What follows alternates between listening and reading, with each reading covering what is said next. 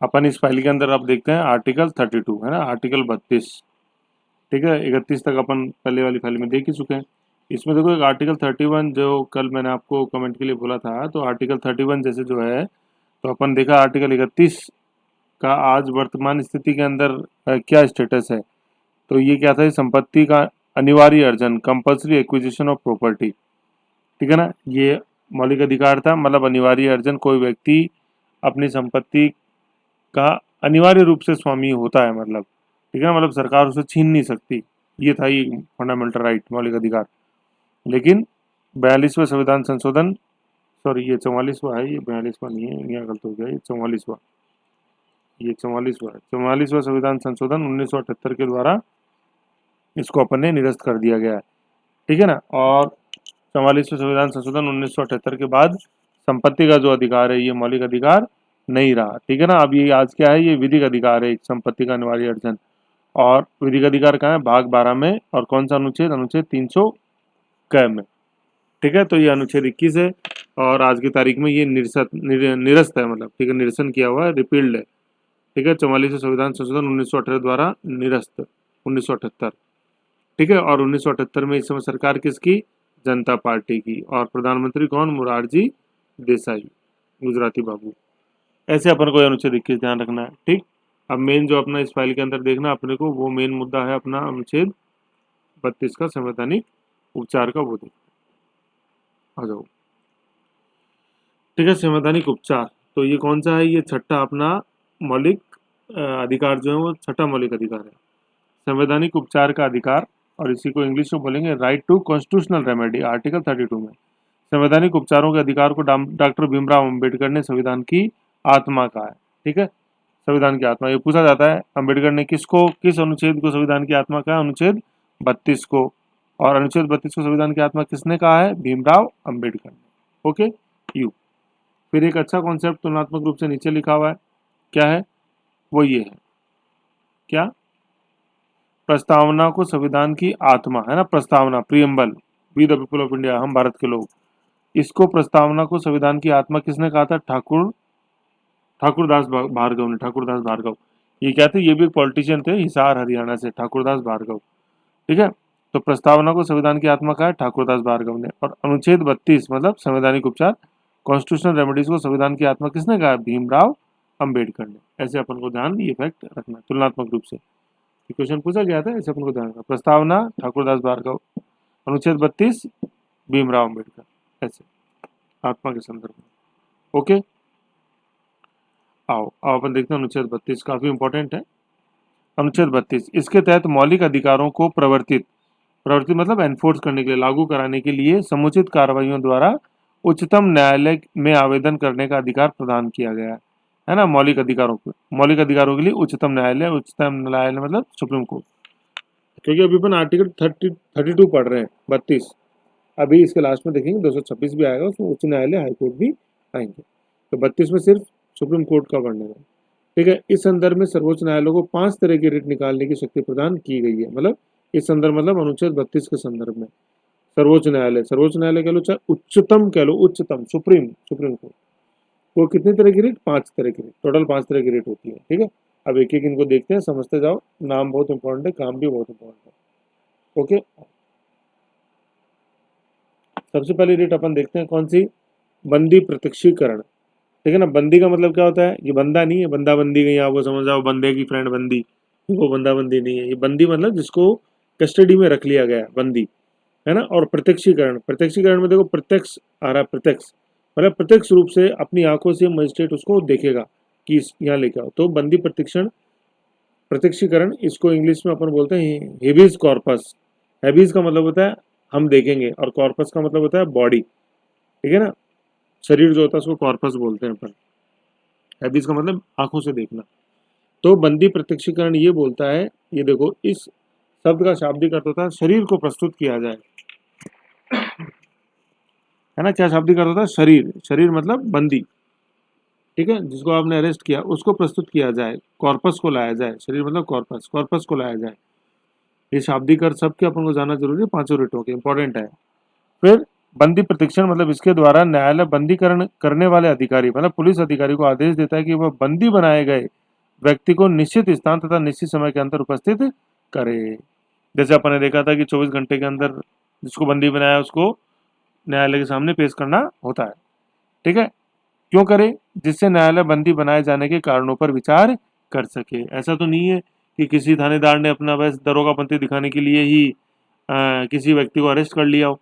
ऐसे तो उसके अरेस्ट का औचित्य का निर्धारण करने के लिए उसका पर्पस है ना, पर्पस क्या है उस पुलिस अथॉरिटी का जिसने अरेस्ट किया है, उस पर्पस को जानने के लिए कोर्ट ये रिट इशू कर सकता है। ठीक है, बंदी प्रत्यक्षीकरण। ठीक है, अब इस रिट के लिए अप्लाई कौन करेगा? सीधी सी बात है, वो फेलो तो कहाँ है, जेल में है या अरेस्ट कर रखा है, तो उसका कोई वेल नोन रिलेटिव है वो कोर्ट में इस रिट के लिए अप्लाई कर सकता है। ठीक है, वो संबंधित फेलो भी कर सकता है अगर उसका एक अधिकार है कि भाई वकील रखने को उसकी अनुमति दी जाए। तो प्रिवेंशन अगेंस्ट डिटेंशन अपन ने देखा ही अनुच्छेद 20 के अंदर, उसके तहत। ठीक है, तो ये हो गया हैबियस कॉर्पस, शरीर को प्रस्तुत करना। ओके, सेकंड रिट देखते हैं। इनके नाम को समझते जाओ, मेन नाम में ही है। परमादेश मतलब परम आदेश, परम आदेश का संधि है परम आदेश, परमादेश, मैंडमस। ठीक है ना, मैंडमस। इस शब्द का शाब्दिक अर्थ होता है हम आदेश देते हैं। परम आदेश, सुप्रीम कोर्ट आदेश दे रहा है।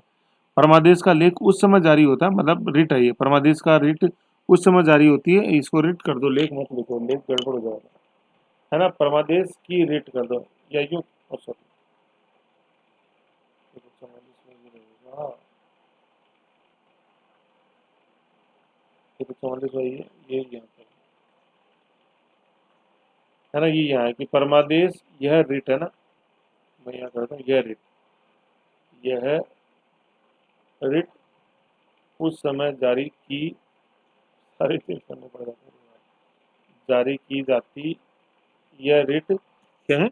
यह रिट उस समय जारी की जाती है जब कोई पदाधिकारी अपने सार्वजनिक कर्तव्य का निर्वहन नहीं करता है ना। परमादेश मतलब जैसे मान लो जैसे कोविड-19 वाला क्राइसिस ये अपने सामने आया, तो जैसे अपन देखते हैं कि गवर्नमेंट हॉस्पिटल्स के अंदर डॉक्टर्स काम नहीं किए सही, जैसे मरीज को कहीं उन्हें संभाला नहीं, तो गवर्नमेंट मतलब गवर्नमेंट सर्वेंट को अपनी ड्यूटी निभाने के लिए सुप्रीम कोर्ट ने ये रिट ये जारी कर सकते हैं अनुच्छेद 32 के तहत। 226 के तहत तो हाईकोर्ट भी कर सकते हैं। ठीक है, तो पदाधिकारी जो पद पे बैठा है और सार्वजनिक कर्तव्य मतलब ये गवर्नमेंट ऑफिसर्स के अगेंस्ट में ही ये रिट जारी हो सकती है जब कोई गवर्नमेंट ऑफिसर अपना काम नहीं करता है। जैसे पहले आपने देखा होगा कि अपने जयपुर में सेंट्रल पार्क के अंदर जैसे वो सफाई व्यवस्था संबंधी काम था, अस्तबल संबंधी, तो जेडीए जेडीसी जो है अपने कमिश्नर जेडीए के, उनको हाईकोर्ट ने आदेश दिया कि आप इस रास्ते को खुलवाओ और सफाई करो, ऐसे। ठीक है ना, तो ये रिट उस समय जारी होती है। तो वो समझ में आया, परमादेश, परम शक्ति मतलब सुप्रीम कोर्ट ने आदेश दिया सार्वजनिक पद पर बैठे अधिकारी को कि आप ऐसा करो। ठीक है, फिर यह रिट निम्नलिखित को जारी नहीं की जा सकती, यह रिट निम्नलिखित को जारी नहीं किया जा सकता। साथ ही एक ही बात है, क्या है, निजी व्यक्तियों को है ना, प्राइवेट जो व्यक्ति हैं उनको नहीं कर सकते, या निजी इकाई के विरोधी। यार थोड़ा सा ये ना गड़बड़ हो गया टाइपिंग में, नहीं, एक मिनट करेक्शन करता हूँ, तो बाद में यह रिट निम्नलिखित को जारी नहीं की जा सकती। ठीक है, निजी व्यक्तियों या इकाई,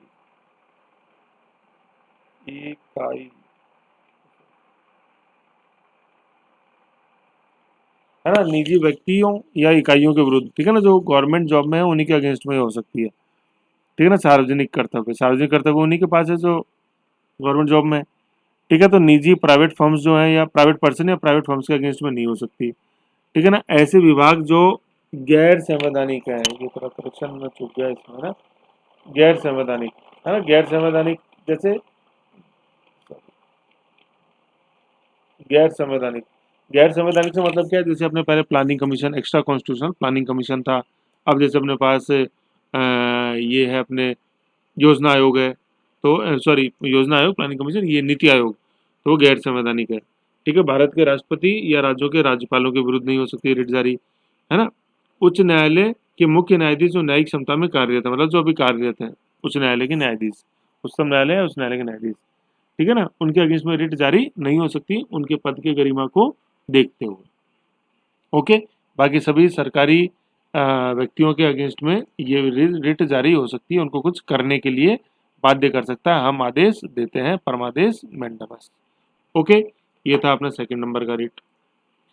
एच एम, है ना, पहले दो कैसे याद रखने हैं अपन को, एच एम, फिर अगले दो आएंगे वो पीसी है, पर्सनल कंप्यूटर, और लास्ट वाला आएगा Q, H M P C Q, habeas corpus mandamus prohibition certiorari और क्यू वेरेंटो।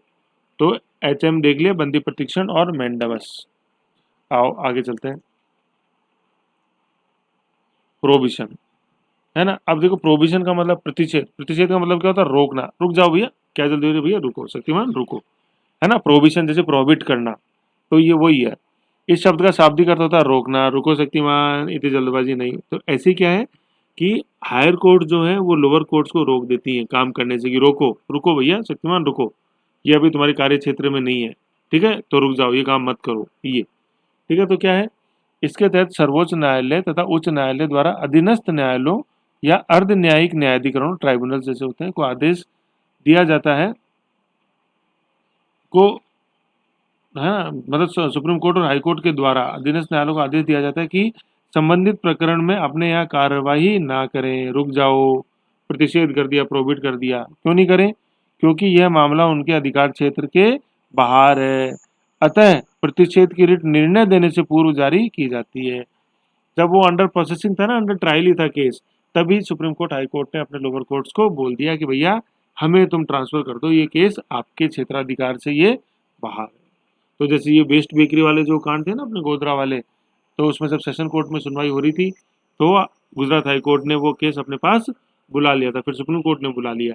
तो किसके तहत, प्रतिषेध, मतलब सुप्रीम कोर्ट और हाई कोर्ट प्रतिषेध प्रोहिबिट कर देता है सबऑर्डिनेट कोर्ट को उसमें सुनवाई करने के लिए, तो आदेश देने से पूर्व, फाइनल डिसीजन तो दिया ही नहीं है ना, उससे पहले ये कोर्ट, हायर कोर्ट जो अपने पास उस केस को बुला लेते हैं और लोअर कोर्ट को क्या कर देते हैं, उस केस से संबंध में रोक देते हैं।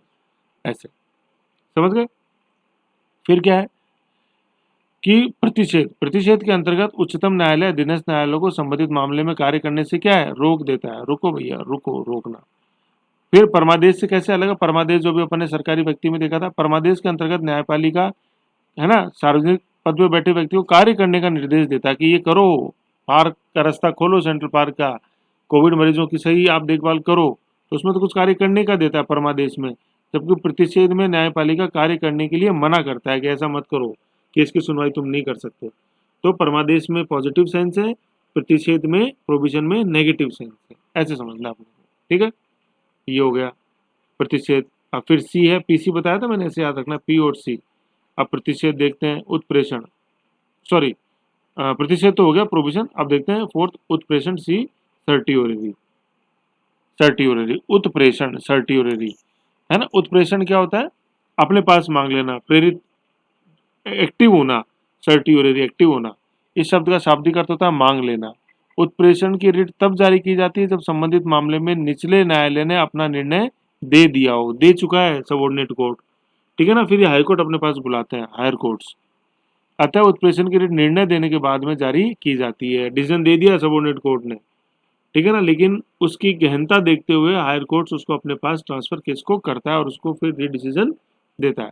इसके द्वारा अधीनस्थ न्यायालयों को यह निर्देश दिया जाता है कि उनके द्वारा फैसला सुनाए गए मुकदमे को परिवर्तित करने के लिए वरिष्ठ न्यायालय के पास भेजें, क्योंकि हो सकता है कि सबऑर्डिनेट कोर्ट ने उस ग्रेविटी से उसके ऊपर डिस्कशन नहीं किया हो। जैसे मैं आपको बताऊं, जब एक हाल ही में आया था चेन्नई, है ना, मद्रास हाईकोर्ट, चेन्नई हाईकोर्ट ने क्या किया कि एक रेप पीड़िता एक लड़की थी, ठीक है, तो उस रेप पीड़िता लड़की को उन्होंने क्या किया कि शादी करने के लिए बाध्य किया जिस व्यक्ति ने रेप किया था। ये डिसीजन दिया मद्रास हाईकोर्ट ने। तो इसमें जैसे व्यक्ति गरिमा को ठेस पहुंची है, देखो जीवन और प्राण देखता जो अनुच्छेद 21 वो विलोपित हुआ ही है।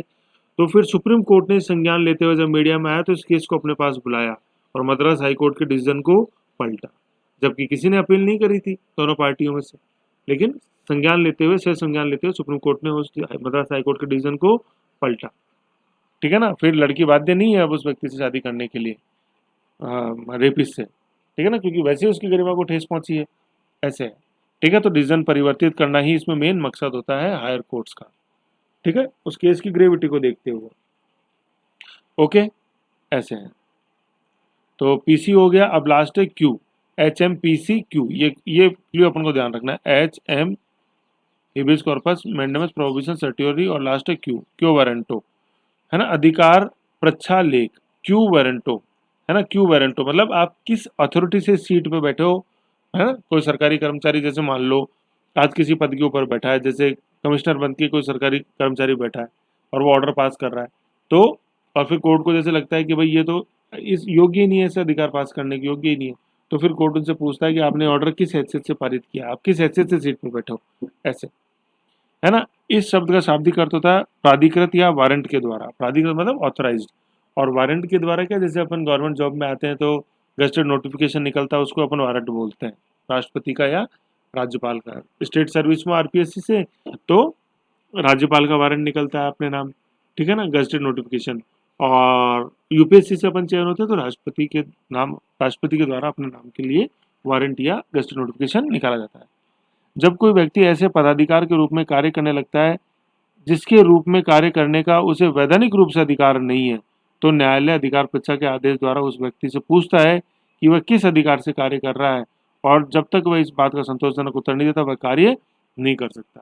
कहने का मतलब जिस व्यक्ति को जो अथॉरिटी है गवर्नमेंट में, ओनली वो वही कार्य कर सकता है, उससे ज़्यादा कार्य नहीं कर सकता। जैसे कलेक्टर हैं, तो कलेक्टर क्या है, संभागीय आयुक्त की हैसियत से काम नहीं कर सकता। एसडीएम है, एसडीएम के जो पावर है उसी से काम करेगा, उसी के तहत। कलेक्टर को पावर है, कलेक्टर की पावर, संभागीय आयुक्त है उसी पावर से, वो ऊपर की हायर की पावर नहीं ले सकते। जैसे तहसीलदार एसडीएम की पावर से काम नहीं कर सकता, ऐसे यूँ अपने को समझना है। तो HMPC क्यू, ठीक है ना, बंदी प्रत्यक्षीकरण, ठीक है, परमादेश, प्रतिषेध, उत्प्रेषण उत्प्रेषण और अधिकार प्रचार, ये 5 रिट है। इन पांचों का आप ध्यान रखो, कॉन्सेप्ट समझ के रखो, काफी इंपॉर्टेंट है, ये है, काम आता है, ठीक है। तो एक तो ये चीज हो गई, फिर अपन आगे आते हैं इसके अंदर, ये देखो ये टेबल बड़ा इंपॉर्टेंट है, आईएएस मेन में कई बार आई है ये, कि अनुच्छेद 32 के तहत तो उच्चतम न्यायालय सुप्रीम कोर्ट और 226 के तहत उच्च न्यायालय रिट जारी करने की शक्ति प्रदान करता है, अनुच्छेद 32 और 226 हाई कोर्ट और सुप्रीम कोर्ट और हाई कोर्ट्स को, परंतु उन दोनों में निम्नलिखित भेद है, डिफरेंस है इनमें, वो भेद क्या है वही अपन को इसमें देखना है।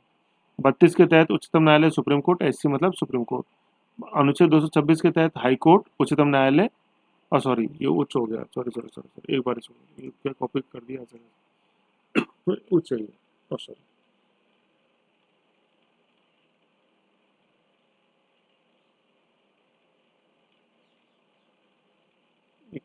क्लिक करना, और क्या करें, एक सेकंड रुको ना, ये रहा, के तहत उच्च न्यायालय है ना, हाई कोर्ट, उच्चतम तो सुप्रीम हो जाता है और उच्च हाई कोर्ट होता है, ठीक है। हाँ, इसके तहत अपन देखते हैं, ठीक है। तो 32 में तो उच्चतम सुप्रीम कोर्ट, 226 में ये करेक्शन करना पड़ेगा, सॉरी, टिक टिक टिक टिक, ये उच्च, ये कॉपी मैंने एजिट पेस्ट कर दिया, इससे गड़बड़ हो गई, है ना। तो अनुच्छेद 32 के तहत तो क्या है, अनुच्छेद 32 के तहत तो सुप्रीम कोर्ट और 226 के तहत हाई कोर्ट उच्च न्यायालय, 32 के तहत सुप्रीम कोर्ट उच्च न्यायालय, उच्चतम न्यायालय सुप्रीम कोर्ट, और 226 के तहत उच्च न्यायालय हाई कोर्ट। अब इन दोनों में डिफरेंस क्या है देखो, बहुत इंपॉर्टेंट है ये क्वेश्चन, ठीक है। उच्चतम न्यायालय केवल मूल अधिकारों के क्रियान्वयन को लेकर रिट जारी कर सकता है, फंडामेंटल राइट्स का जहां विलोपन हो रहा है वहीं पे, ठीक है ना, ठीक है। इस प्रकार उच्चतम न्यायालय के रिट संबंधी न्यायिक अधिकार उच्च न्यायालय से कम विस्तृत है ना, क्योंकि सिर्फ मूल अधिकारों तक ही सीमित है, जबकि हाईकोर्ट में क्या है, उच्च न्यायालय मूल अधिकारों के अलावा भी किसी अन्य उद्देश्य, ठीक है, ये वर्ड लिखा हुआ है, फॉर सम अदर पर्पज, किसी अन्य उद्देश्य की पूर्ति के लिए भी रिट जारी कर सकता है ना, है ना किसी अन्य उद्देश्य, फिर क्या है, किसी अन्य उद्देश्य शब्द का अभिप्राय किसी सामान्य कानूनी अधिकार से भी है, मतलब मौलिक अधिकार के अलावा भी, जैसे संपत्ति का अधिकार है, मौलिक अधिकार नहीं है उसके, लेकिन उसके संदर्भ के लिए भी रिट जारी हाईकोर्ट कर सकता है, क्योंकि हाईकोर्ट को कंपेरेटिवली मूल अधिकारों के अलावा भी किसी अन्य प्रोविजन के उद्देश्य की पूर्ति के लिए रिट जारी करने का अधिकार हाईकोर्ट के पास है। तो इस प्रकार क्या, इस प्रकार उच्च न्यायालय के रिट संबंधी न्यायिक अधिकार उच्चतम न्यायालय से ज्यादा विस्तृत हैं, क्योंकि हाईकोर्ट किसी अन्य प्रयोजन के उद्देश्य की पूर्ति के लिए भी रिट निकाल सकता है, जबकि सुप्रीम कोर्ट केवल मूल अधिकारों की पूर्ति के लिए ही रिट निकाल सकता है। तो सुप्रीम कोर्ट कम विस्तृत और हाई कोर्ट ज्यादा विस्तृत, ऐसे अपन को ध्यान रखना है। सुनने में प्यारे अटपटा लगता है, अटपटा है तभी एग्जाम में पूछा जाता है। सुप्रीम कोर्ट कम विस्तृत और हाई कोर्ट ज्यादा विस्तृत। ठीक है, न्यायिक अधिकार की बात है, न्यायिक क्षेत्र की नहीं, ओनली न्यायिक अधिकार, न्यायिक अधिकार। ठीक है, अब आ जाओ दूसरा बिंदु, वो इसका उल्टा है।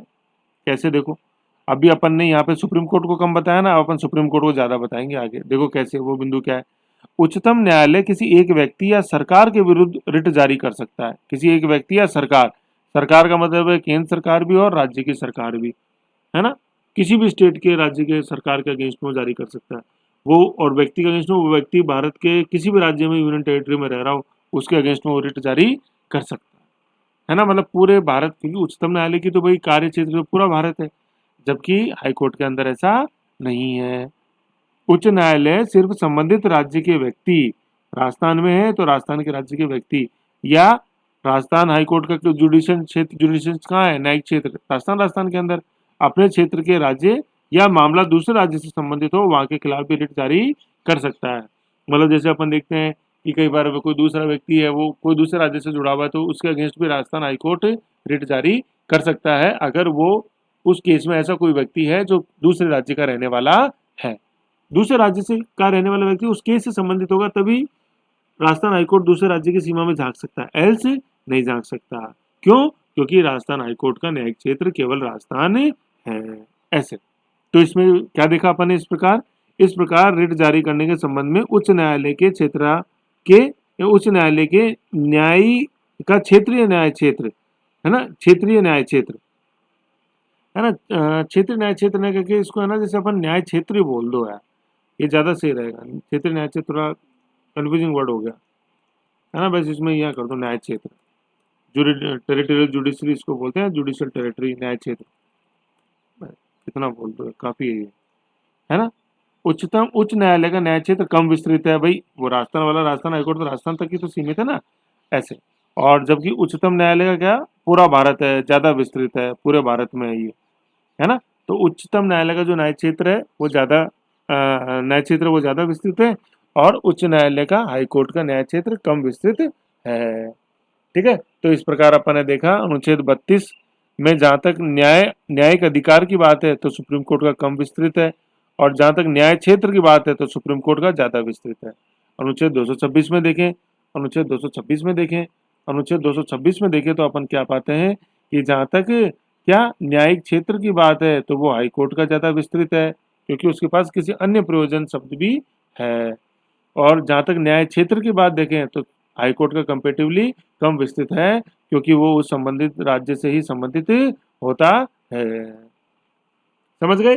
ऐसे है, बड़ा इंपॉर्टेंट है, याद रखो, पूछूंगा टेस्ट में, है कि नहीं, क्वेश्चन भी आएंगे, उसमें ध्यान रखना। तो सुप्रीम कोर्ट अनुच्छेद 32 के तहत है, और हाई कोर्ट अनुच्छेद 226 के तहत। ठीक है, 3 दूनी 6 आ रहा है इसमें भी। ओके, अब आगे बढ़ाते हैं अपन चीज को। अब तो अभी तक अपन ने देखा अनुच्छेद 32, है ना, अनुच्छेद 32 पे अपने जो 6वां मौलिक अधिकार है वो समाप्त हो जाते हैं, लेकिन भाग 3 समाप्त नहीं होता, क्योंकि भाग 3 शुरू होता है अनुच्छेद 12 से और खत्म होता है अनुच्छेद 35 पर। समझ गए? ऐसे है, ये देखो इसके अंदर आएगा, ये 32 34 आ गया, के बाद ये 35 है। ठीक है, ये 35 अनुच्छेद 35 तक जाता है भाग 3। आगे देखते हैं, आओ अपन देखते हैं अनुच्छेद 33 क्या बोलता है, बड़ा इंपॉर्टेंट है। अच्छे अच्छे खिलाड़ी कंफ्यूज होते हैं इसके अंदर, देखो आप सुनने के बाद आप नहीं होगे कंफ्यूज। देखो क्या है अनुच्छेद 33, इस भाग मतलब भाग 3 द्वारा, इस भाग का मतलब है भाग 3 मौलिक अधिकार, इस भाग द्वारा प्रदत्त अधिकारों को बलों आदि पर लागू होने में परिवर्तन करने की शक्ति संसद के पास है, आल्टर करने की शक्ति। ठीक है ना, तो आपसे पूछा जाए मौलिक अधिकारों को परिवर्तन करने की शक्ति किसके पास है, आल्टर करने की शक्ति किसके पास है, तो किसके पास है, संसद, है ना, इसमें आ रहा है। अभी हम देखेंगे कैसे, तो परिवर्तन कौन कर सकता है, संसद करेगी सिर्फ, क्वेश्चन है ये बड़ा इंपॉर्टेंट। फिर क्या देखो, संसद, संसद को सशस्त्र बलों अथवा पुलिस बलों में अनुशासन एवं कर्तव्य की पालना की सुनिश्चितता को बनाए रखने के लिए मौलिक अधिकारों को सीमित करने का अधिकार है। जैसे मान लो आप पुलिस में हो, तो पुलिस में जैसे आप तो गर्मी लग रही लेकिन फिर भी आप सर्विस करने बैठे हो, तो आप चिल्ला नहीं सकते, है ना, कि क्या है ये बकवास है, ये वो, और अच्छी हमारी व्यवस्था ही नहीं है। नो, सशस्त्र बल है, सियाचिन पे भेज दिया अपन ने, गलवान घाटी में भेज दिया, तो आप एजिटेट नहीं कर सकते, नहीं नहीं क्या है, खाना नहीं मिलता, ये सोने को नहीं मिलता, क्या बकवास है। ठीक है, तो क्यों? क्योंकि मौलिक अधिकार आपके सीमित कर दिए, परिवर्तित कर दिए। तो मौलिक अधिकारों को परिवर्तित करने का, आ रहा है शब्द, परिवर्तित करने का, सीमित करने का अधिकार किसको है? संसद को है। तो जैसा क्वेश्चन वैसा आंसर, भावुक नहीं होना। सीमित, परिवर्तित, संसद। लिमिट कर दें, ठीक है ना, परिवर्तित चेंज कर दें, अल्टर कर दें, चेंज या अल्टर, और लिमिट कर दें, तो पावर किसके पास है? पार्लियामेंट के पास, संसद। ना राष्ट्रपति के पास है, ना प्रधानमंत्री के पास है, ना मंत्री के पास है, किसके पास है? संसद के पास है। इतना ही ध्यान रखना है। ठीक है, अब क्या है, संसद भी विधि द्वारा करती है, उसके बारे में क्या है वो पढ़ते हैं। क्या है कि संसद जो है, संसद क्या है ना, संसद विधि द्वारा क्या करती है? संसद विधि द्वारा सशस्त्र बलों के सदस्यों को या लोक व्यवस्था, सशस्त्र बल से क्या मतलब है? जैसे अपन पुलिस, पैरामिलिट्री फोर्सेज जैसे देखते हैं, सीआरपीएफ, बीएसएफ, सीआईएसएफ, वो सशस्त्र बल। लोक व्यवस्था बनाए रखने वाले बलों, लोक व्यवस्था, है ना, जिसमें सिविल पुलिस आती है, खाकी वर्दी, ठीक है ना, और सारी सिविल एडमिनिस्ट्रेशन भी उसमें आ जाता है, जो लॉ एंड ऑर्डर बनाते हैं, मेंटेन रखते हैं। लोक व्यवस्था बनाए रखने वाले बलों के सदस्य, ठीक है, राज्य द्वारा स्थापित इंटेलिजेंस ब्यूरो आईबी तथा अन्य संगठनों में नियोजित सदस्यों को, या दूर संचार प्रणाली जो टेलीकम्युनिकेशन में लगे हुए हैं, या उससे संबंधित नियोजित व्यक्तियों को इन अधिकारों को लागू करने के लिए लागू होने में सीमाएं निर्धारित कर सकती है, जिससे इनको सौंपा गया कार्य निर्बाध रूप से सुनिश्चित होता रहे, है ना। ऐसा इसलिए किया गया है, सशस्त्र बलों को, लोक सेवकों को, आईबी के अंदर जो लगे हुए इंटेलिजेंस ब्यूरो में, और जो दूर संचार प्रणाली से संबंधित व्यक्ति हैं, उनको इसलिए रोका गया है ताकि ये अपना कार्य ढंग से कर सकें, ठीक है ना, क्योंकि सीक्रेसी इनको मेंटेन करनी होती है, जैसे इंटेलिजेंस ब्यूरो में या दूर संचार प्रणाली में। उनको जैसे किसी का फ़ोन टैप किया आईबी ने, तो फ़ोन टैप किया तो वो टेलीकम्युनिकेशन में भी सुनाई दिया जो वहाँ बैठे हैं, तो फिर वो दूसरे व्यक्ति को जाके बता नहीं सकते हैं वो, है ना, तो उनका वाक्य में अभिव्यक्ति का जो अधिकार है वो सीमित कर दिया। क्यों? ताकि, क्योंकि उनका कार्य ही ऐसा है, ऐसा। तो ये बताओ, ये सीमित करने का अधिकार किसके पास है? संसद। अनुच्छेद, किस अनुच्छेद के तहत? अनुच्छेद 33 के तहत सीमित करने का, ठीक है ना, लेकिन विधि के द्वारा। ओके, ये चीज है, समझ गए? आओ फिर आगे बढ़ते हैं अपन। अनुच्छेद 34 क्या कहता है? अनुच्छेद 34 क्या है? जब किसी क्षेत्र में मार्शल लॉ, मार्शल लॉ का मतलब होता है मिलिट्री लॉ, ठीक है ना, जैसे अभी आप जैसे आईएएस आरएएस की तैयारी कर रहे हो, तो अपन बोलते हैं हम सिविल सर्विस की तैयारी कर रहे हैं, और जैसे आप एनडीए सीडीएस की तैयारी करो तो वो मिलिट्री सर्विसेज है, ठीक है। तो सिविल लॉ अपन जैसे देख रहे हैं, सिविल सर्विस, और मिलिट्री सर्विस मार्शल लॉ वो है, ठीक है। तो मार्शल लॉ मतलब मिलिट्री कानून लागू हो तब इस भाग द्वारा प्रदत्त अधिकारों पर बंधन होता है, ठीक है, लेकिन वो बंधन कौन आरोपित करती है? संसद आरोपित करती है अनुच्छेद 34 के तहत।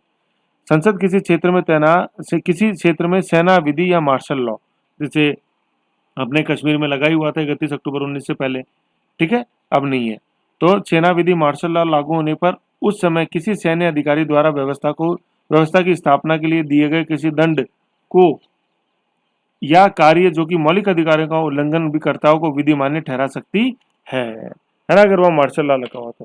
तो जैसे आपने देखा होगा कि अपने एक मेजर जैसे थे कश्मीर में, गोगई, मेजर गोगई, तो उन्होंने जो पत्थर फेंक रहा था बालक, तो उसको गाड़ी के आगे बैठ के बांध के, गाड़ी, मिलिट्री गाड़ी के आगे बांध के, और पत्थरबाजों के बीच में घुमाया था कि मारो इसको पत्थर, है ना। तो उस कार्य को कोई सरकार ने उसको फंडामेंटल राइट्स का उल्लंघन नहीं माना, ये नहीं माना कि भाई इस व्यक्ति का तो जीवन जीने का अधिकार कोई मेजर गोगोई ने खतरे में डाल दिया था।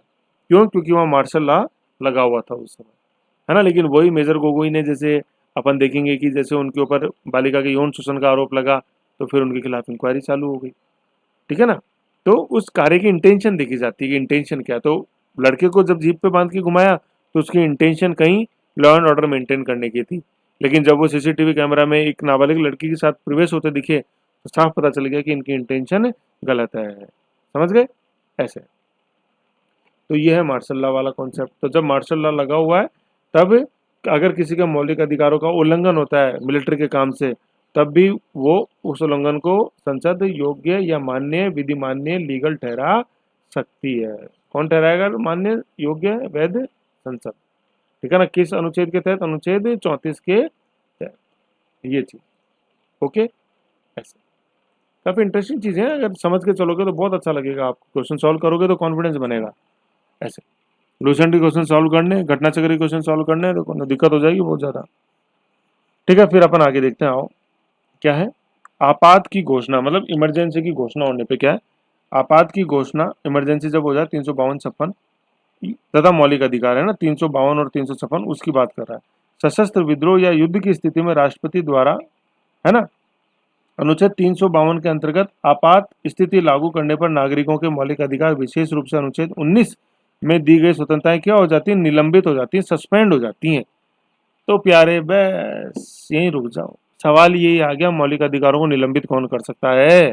सस्पेंड कौन कर सकता है? बता दो, कौन कर सकता है? राष्ट्रपति। संसद नहीं, राष्ट्र। तो सर अभी तो संसद कह रहे थे, सर क्या कर रहे हो, परेशान क्यों करते हो? वैसे ही परेशान है हम तो। तो संसद परिवर्तित कर सकती है, बंधन लगा सकती है, सीमित कर सकती है, संसद निलंबित नहीं कर सकती प्यारे। निलंबन कौन करेगा? निलंबन राष्ट्रपति करेगा। कब? जब राष्ट्रीय आपदा लग रही हो 352 के तहत। समझ रहे हो? यूं है 352 के तहत, है ना, यूं पूरे भारत में। तो मौलिक अधिकारों निलंबन कौन करता है? राष्ट्रपति करता है। फिर क्या है? यदि राष्ट्रपति द्वारा यह आदेश निकाला जाता है कि इन मौलिक अधिकारों के परिवर्तन के लिए न्यायालय में भी नहीं जा सकता है, तो संवैधानिक उपचारों का अधिकार भी निलंबन हो जाता है। ठीक है ना, संवैधानिक उपचार मतलब अनुच्छेद 32 भी निलंबित हो जाता है। किंतु, बस धीरे रुको भैया, देखो ये स्पीड ब्रेकर है, स्पीड स्लो करो। किंतु अनुच्छेद 20 और 21 इस अवधि में भी निलंबित नहीं होते हैं। बहुत इंपॉर्टेंट लाइन है। ठीक है, कहने का मतलब अनुच्छेद 20 और 21, 20 में तो क्या था? Protection against arrest. ठीक है, और 21 में क्या था? Right to life and personal liberty, प्राण एवं दैविक स्वतंत्रता। ठीक है, तो ये 20 और 21 तो क्या है? अजर अमर। ये अपन को वर्ड ध्यान रखना है। तो निलंबन कौन कर सकता है? राष्ट्रपति। ठीक है, 352 के तहत जब राष्ट्रीय आपदा लगे, सशस्त्र विद्रोह या युद्ध की स्थिति में। लेकिन 20 और 21 तो कभी भी निलंबित नहीं हो सकते हैं, इस चीज का ध्यान रखना है। 20 और 21 निलंबन राष्ट्रपति। समझ गए? ऐसे सारे मौलिक अधिकार निलंबित हो सकते हैं सिवाय 20 और 21 के, इतना ध्यान रख लो आप तो। संवैधानिक उपचार अनुच्छेद 32 भी निलंबित हो सकता है। ठीक है, इमरजेंसी के दौरान। ये चीज समझ गए? ओके, अब और आगे बढ़ते हैं। आगे बढ़ना तो अपना काम ही है, नहीं? अब आओ, अब देखते हैं अनुच्छेद 35 संशोधन। अभी तो अपन ने देख लिया था क्या? परिवर्तन। फिर अपन ने 33 में देखा परिवर्तन, 34 में देखा क्या? निलंबन। अब 35 में देखते हैं क्या है उनमें? संशोधन। ठीक है ना, संशोधन भी तो हो सकता है, जैसे हुआ नहीं क्या 78 में नहीं किया क्या? 44वें संविधान संशोधन से अनुच्छेद 21 को हटा के मौलिक अधिकार टिका दिया 300 क में, भाग 12 के अंदर। आज विधिक अधिकार है सिर्फ संपत्ति का अनिवार्य अर्जन, है कि नहीं? ऐसे तो आओ, अब अपन देखते हैं अनुच्छेद 35 क्या है। भाग 3 के उपबंधों को प्रभावी या संशोधित करने के लिए संसद के पास शक्ति, है ना, अधिकार अधिकार, है ना। तो संशोधित है, ये संशोधित है, एक मिनट सही कर देता हूँ। संशोधित, ठीक है, संशोधित। हैंड टू हैंड करेक्शन इसलिए कर देता हूँ जिससे ताकि आपको अपडेटेड मिले, यूं। ठीक है, संशोधित। तो अब ये बता दो प्यारे, संशोधित करने की शक्ति किसके पास है? संसद के पास है। तो अनुच्छेद 33 में संसद थी, 34 में राष्ट्रपति था, और 35 में वापस कौन आ गई? संसद। ठीक है, भाग 3। तो अब देखते हैं मौलिक अधिकारों में संशोधन। कई बार यही क्वेश्चन आता है, संशोधन कर सकते कि नहीं कर सकते? बताओ। कर सकते हैं, ठीक है ना, लेकिन वो कैसा है? मौलिक अधिकार बेसिक ढांचे का भाग है, कर सकते हैं, लेकिन ऐसा संशोधन होना चाहिए सकारात्मक हो, मतलब जो वृद्धिकरण करता हो। ठीक है ना, ऐसे क्या है मौलिक अधिकारों में संशोधन? पहला क्या? गोलकनाथ बनाम पंजाब सरकार। गोलकनाथ, ठीक है, ये मतलब ये भूपति थे पंजाब पंजाब के, मतलब ऐसे लैंडलॉर्ड टाइप जो होता है ना, जमींदार, वो। गोलकनाथ बना पंजाब राज्य 1967 1967 में के निर्णय से पूर्व, है ना। गोलकनाथ जो केस है ये 1967 का है। तो इससे पहले क्या स्थिति चल रही थी? 67 से पहले के से पहले क्या था, मतलब गोलकनाथ के 1967 के निर्णय से पूर्व दिए गए निर्णय, है ना, मतलब 1967 से पहले जो निर्णय थे उनमें यह निर्धारित किया गया था कि संविधान के किसी भी भाग में संशोधन किया जा सकता है ना, जिसमें यह निर्धारित किया गया कि अनुच्छेद 368 में दी गई प्रक्रिया द्वारा मूल अधिकारों में संशोधन किया जा सकता है ना। मतलब कहने का मतलब क्या है कि गोलकनाथ केस जो था 1967, उसके निर्णय से पहले, मतलब 1967 से पहले ये व्यवस्था थी कि मौलिक अधिकारों में अपन संशोधन कर सकते हैं। मतलब अनुच्छेद 368 पावर देता है संसद को मौलिक अधिकारों में संशोधन करने की। तो ये तो 1967 से पहले की स्थिति, जब तक कि गोलकनाथ केस का डिसीजन नहीं आया था, उससे पहले की ये स्थिति थी। फिर क्या हुआ 1967 के बाद, अपन देखते हैं। सर्वोच्च न्यायालय ने गोलकनाथ बनाम पंजाब राज्यवाद 1967 के निर्णय में अनुच्छेद 368 क्या है ये, मतलब संविधान में संशोधन की प्रक्रिया बताई हुई है अनुच्छेद 368 में, 368 में, ठीक है ना। अनुच्छेद 368 में निर्धारित प्रक्रिया के माध्यम से मूल अधिकारों में संशोधन पर रोक लगा दी, अर्थात संसद मूल अधिकारों में संशोधन नहीं कर सकती। पहले तो बोला था संशोधन कर सकती है, फिर अपन ने बोला कि संशोधन नहीं कर सकती, तो सुप्रीम कोर्ट अपना डिसीजन पलट सकता है। भाग 5 में देखेंगे, ठीक है ना। तो यहाँ देखा संशोधन किया जा सकता है, ठीक है, और फिर बोल दिया कि संशोधन नहीं कर सकते। यहाँ 67 से पहले कर सकते हैं, 67 के बाद नहीं कर सकते, ऐसे। तो समय काल से बंधी हुई रहती है। न्याय जो है ना, कानून जो है, ये निर्जीव नहीं है, ये समय और काल के साथ बदलता है, ये है परिभाषा इसकी। ओके, फिर आगे देखते हैं क्या हुआ कि 24वां संविधान संशोधन हुआ 1971 में, ठीक है, 1971 में इंदिरा गांधी के समय। इसने क्या किया, अनुच्छेद, मतलब 24वां संविधान संशोधन 1971 द्वारा अनुच्छेद 13 और 368 में संशोधन किया गया तथा यह निर्धारित किया गया कि अनुच्छेद 368 में दी गई प्रक्रिया द्वारा मूल अधिकारों में संशोधन किया जा सकता है। वापस आ गए अपन कि किया जा सकता है कि नहीं है। तो मतलब वही 67 से पहले की स्थिति आ गई, कर सकते हैं, ठीक है। अनुच्छेद 13 क्या था, अनुच्छेद 13 में न्यायिक पुनर्लोकन वो है, डॉक्ट्राइन ऑफ एक्लिप्स, आच्छादन का सिद्धांत पढ़ेंगे, अभी आगे आएगा, है ना। तो संशोधन किया जा सकता है, वापस अपन पहले वाली स्थिति में आ गए। तो ये 24वां संविधान संशोधन में कही थी ये चीज, ठीक है। तो किया जा सकता है, नहीं किया जा सकता, फिर आगे किया जा सकता है। तो सर कोई एक डिसीजन तो बताओ, आज तो बताओ क्या है। आओ आगे पढ़ते हैं क्या आज। चौथा नंबर बिंदु, केशवानंद भारती बनाम केरल राज्य कब आया, बात 73 में।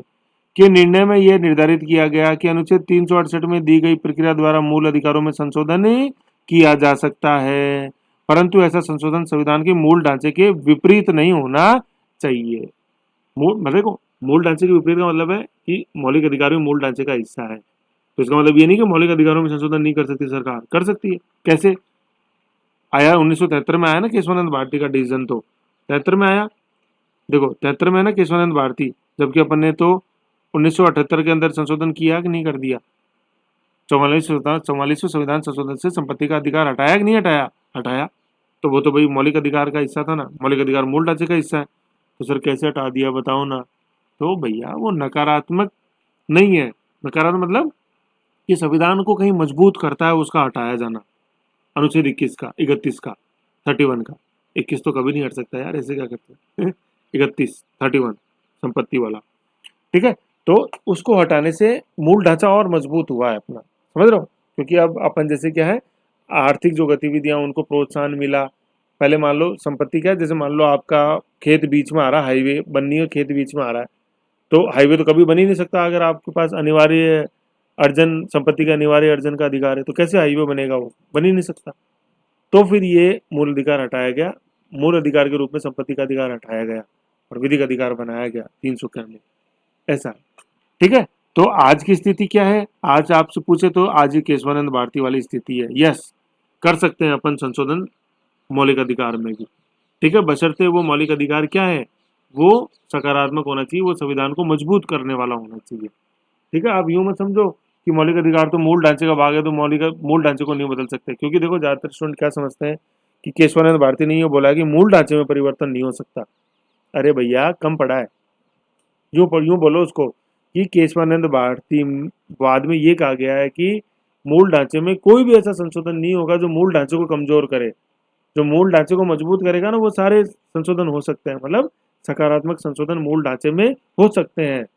तो मौलिक अधिकार में भी संशोधन हो सकता है, लेकिन वो सकारात्मक होना चाहिए, वो मजबूत, वो उसको स्ट्रेंथिंग करने वाला होना चाहिए, एक्सपेंड करने वाला होना चाहिए बेसिक स्ट्रक्चर को।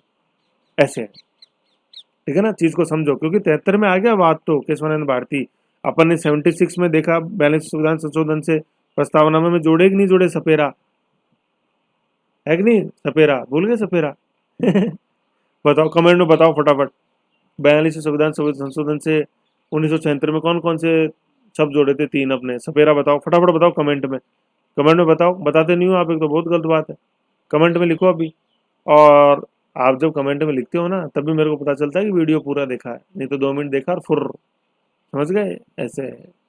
आखिर प्रिंसिपल है भैया ऐसे। तो मैं ये कह रहा था कि 73 में आया केशवानंद भारती, तो 76 में प्रस्तावना में हो गया और 78 में मौलिक अधिकारों में कर दिया आपने संशोधन। तो सर आप तो बोल रहे थे प्रस्तावना और मौलिक अधिकार मूल ढांचे का हिस्सा है, भैया वो तो मैं अभी भी बोल रहा हूँ, लेकिन मैं साथ में ये भी बोल रहा हूँ कि प्रस्तावना और मूल ढांचे में सकारात्मक संशोधन का हो सकते हैं, अर्थात ऐसे संशोधन जो प्रस्तावना या मूल ढांचे को मजबूत करते हो वो हो सकते हैं हमेशा, समझ रहे हो, ऐसे। तो ये थी संशोधन की बात अनुच्छेद 35 में। तो सवाल वही है, कौन कर सकता है भैया मौलिक अधिकारों को संशोधन, संसद, ठीक है। निष्क्रिय कौन कर सकता है, या for a time being terminate मतलब सस्पेंड कौन कर सकता है अपने इन मौलिक अधिकारों को अनुच्छेद 34 के तहत, राष्ट्रपति। और परिवर्तित कौन कर सकता है अनुच्छेद 34 के तहत, संसद। ऐसे ये 33, 34, 35 बहुत इंपॉर्टेंट है। गलती कहाँ होती है, स्टूडेंट मौलिक अधिकार पढ़ता तो है बड़े जोश से, लेकिन अनुच्छेद 32 तक ही रुक जाता है कि हो गए मौलिक अधिकार पूरे, प्यारे पिक्चर अभी बाकी है ऐसे, ऐसे ध्यान देना है ना। तो ये पूरा था, इसको आप जैसे देखो, रिवाइज करो, ठीक है। फिर थोड़ा सा कुछ बेसिक चीज़ें हैं वो अगली फाइल में और देखते हैं, ठीक है। लेकिन यहाँ तक जैसे अपना सारा मेन मेन चीज़ें हो गई, तो आप जैसे अपने जो भी लूसेंट के अंदर क्वेश्चन है वो सारे आप देख लो फटाफट, है ना, और फिर मेरे को भेजोगे, ठीक है। कल मेरे को अपने भाग 3 के लूसेंट के मैं क्वेश्चन देखना चाहता हूँ सारे के सारे।